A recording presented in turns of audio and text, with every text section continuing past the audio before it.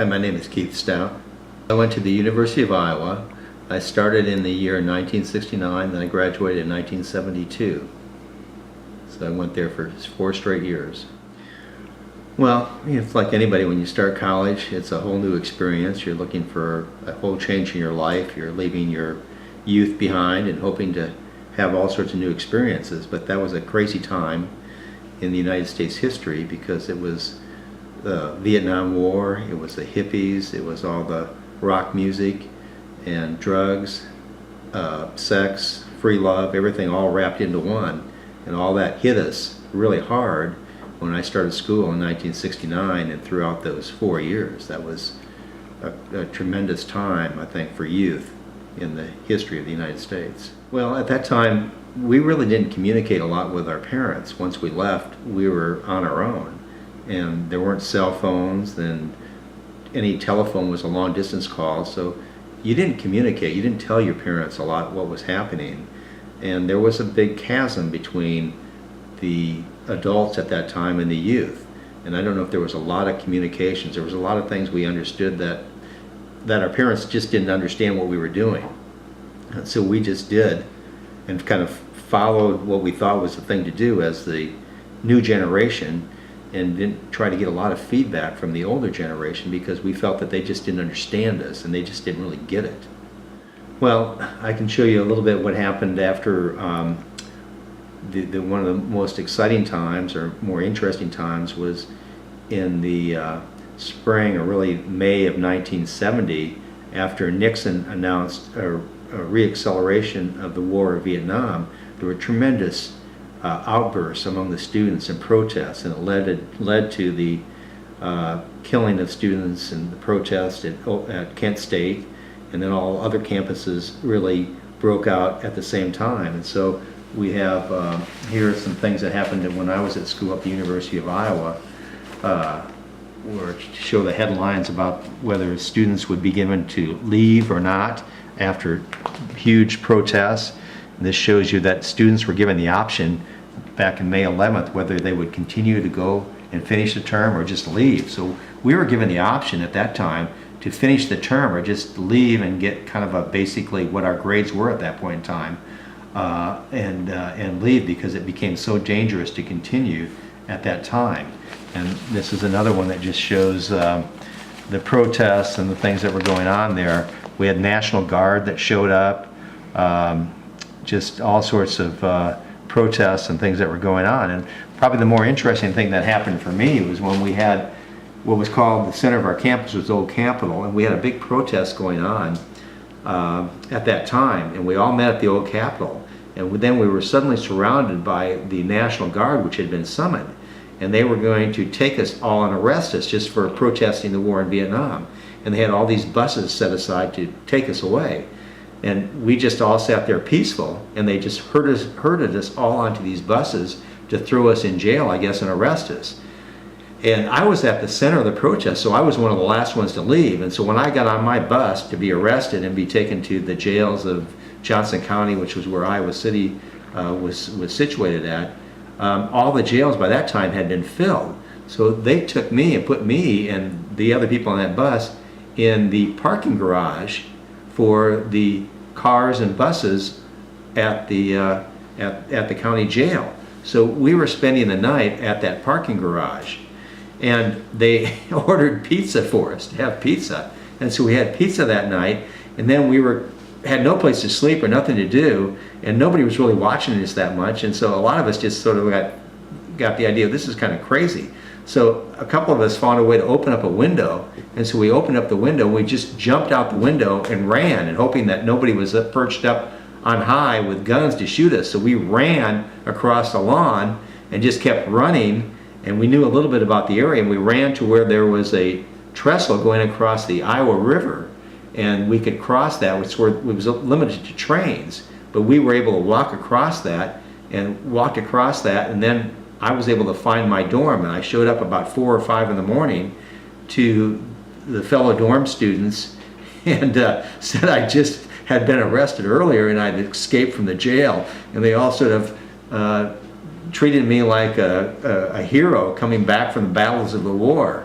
And so I felt pretty good that I had gotten away from the jail, but I also sort of felt guilty that I hadn't been booked like the rest of the protesters. But it all turned out okay anyway, because later on they all decided that there was no reasonable cause to arrest these people who were protesting peacefully, and so all the charges were dropped anyway. So I ended up sort of getting my charges dropped because I just left the jail and never got charged. So that was kind of a funny aside to that whole event.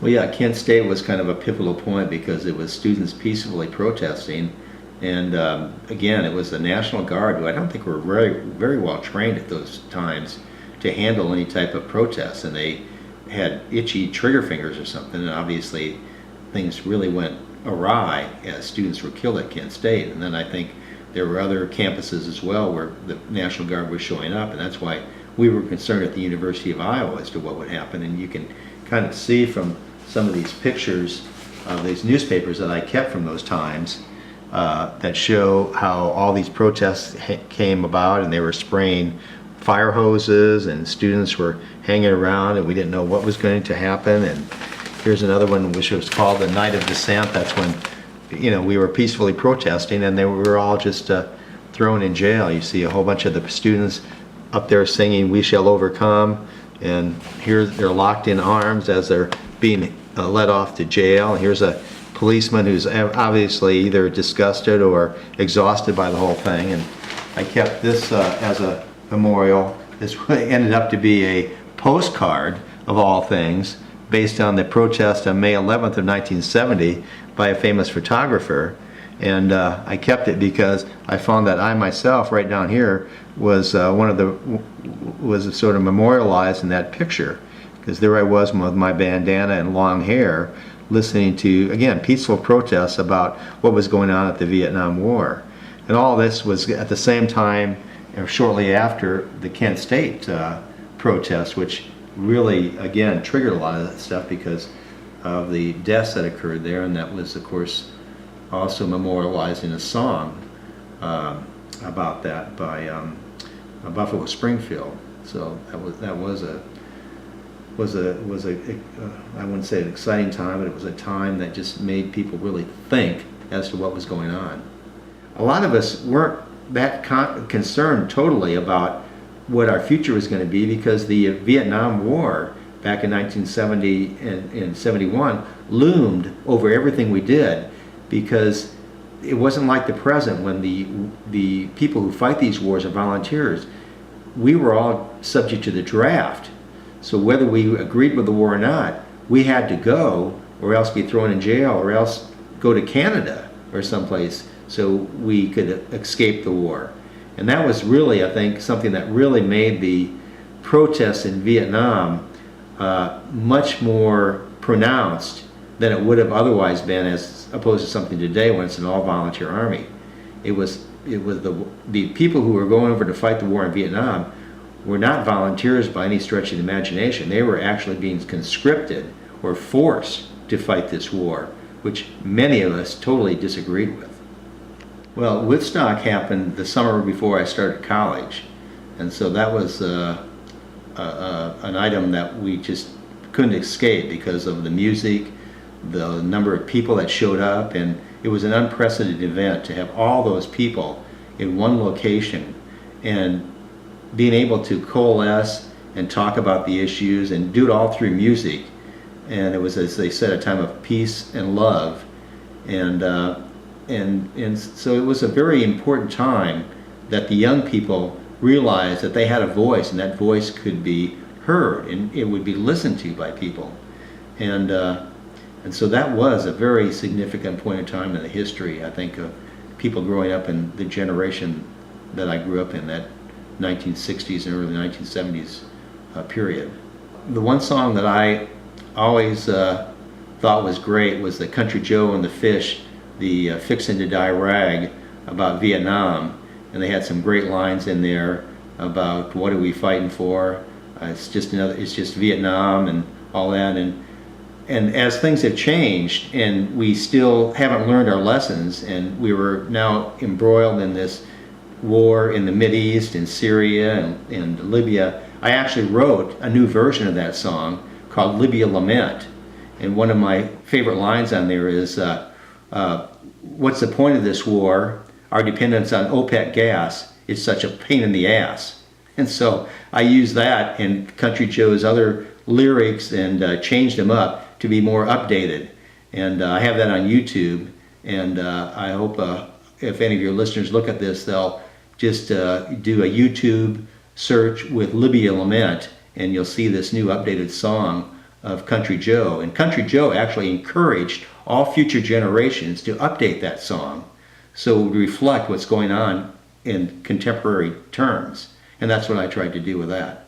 Richie Havens, I thought, just was unbelievable in his song at Woodstock, and then when I was at the University of Iowa, and then the following year he had a concert and we all went to that, and that was just, again, blew us all away as we listened to his music and the way he could make all the issues of the day really make us all feel those in our hearts. So we all took that to heart. And also later on at the University of Iowa, Jane Fonda showed up, and at that time she wasn't sort of a pariah that she became later, because we all listened to her and she protested against the war. I'm not sure, maybe it was later on that she showed up and became known as Hanoi Jane when she popped up on a tank in Vietnam, but I can't remember for sure if that was before or after. But she got a good showing at the University of Iowa. I will say though that at that time, as we see today, it was almost too much that they always showed one viewpoint.